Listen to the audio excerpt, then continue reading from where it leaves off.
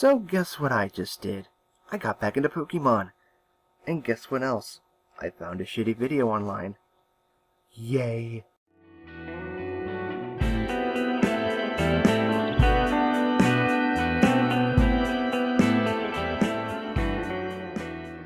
You know what, I'm just gonna skip to number 5. This is just boring.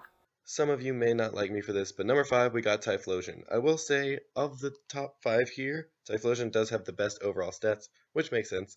But yeah, he doesn't really have too much going for him. His special attack and speed are pretty good, but Typhlosion is just a fire type, which means he doesn't really get that many good moves. Unfortunate. You do realize that Typhlosion can learn both Lava Plume and Eruption, which can only be learned by just a couple of Pokemon, 2 of which happen to be legendaries. So yeah, learning no good moves my ass. His HP and defense are really nothing too special either. He's easy to take down. And yeah, his abilities, Blaze, Flash Fire. Flash Fire is pretty good, but with those defensive stats and typing, it's just not that great.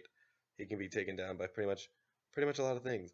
And yes, he kind of gets outclassed by other stuff that are faster, slightly faster, and slightly better attack and better typing. So yeah, that's why Typhlosion is number 5 on my list. You know what I did? I actually looked up some information and figured out that both Typhlosion and Charizard have the same exact stat distribution. So why isn't he on this list, I wonder? Number 4, we got Torterra, and this thing is pretty bad, but its stats look decent. 525 though is the worst out of any starter ever. 525 is tied for the worst anyway. There's obviously some others with 525. It's got decent like abilities for say being a tank, but other than that, there's so many better tanks that why would you want a tank for a starter first of all? You do realize the reason why Torterra would be a good starter, because it can take the hit, and look at that attack stat. If you have a physical hitter like him, he can power through some Pokemon's defenses and take the damage. Although to be fair, you have to be able to learn how to use him well. He's not like other Pokemon where you just can't go in hoping his speed will overpower them. First of all, and third of all, this thing, I guess it's got good attack. It's got good typing at least. It gets Earthquake, it gets Wood Hammer. But yeah, its speed, its BDF, and HP, not that great. And its special attack, but that doesn't really matter. Anyway, Torterra, really not that good. It's got a giant tree on it. I guess that's cool, I guess. But anyway, yeah, booty. At number 3, we're starting to get into the real suck. Okay, first of all, I don't care about its attacking stats. I really don't care. Look at its defense, 65. Look at its special defense, 65. Look at its speed, Bass. It's terrible. And why can't we use the stats as a backup? Because look at that friggin' attack stat. It's 123. Any physical fire type move, and he will completely dominate them. Hell, Flare Blitz is great. Flame Charge can make him into a beastly Pokemon since he can become faster, and with his HP like that, he can survive some hits. Jesus, do you not know how to use your brain when you train Pokemons? Mans. Plural.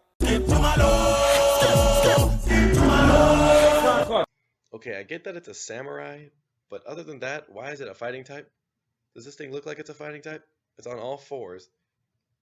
I guess there's other Pokemon that are on all 4s that are fighting types, but still. You know, he did say in the comments that this Pokemon wasn't fighting, that he mixed up. But let's be honest here, if you don't have any reference to whether or not this is or isn't a fighting type, maybe you should have checked that before you made the video. This thing, nothing too special about it. It's got crappy speed. It's okay defense, I guess.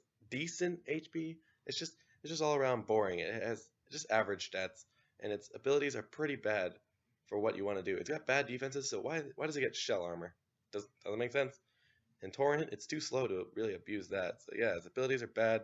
Doesn't really get much. At least it's got decent attack, and it can learn stuff like Swords and Hands. But other than that, this thing is a pile of poo.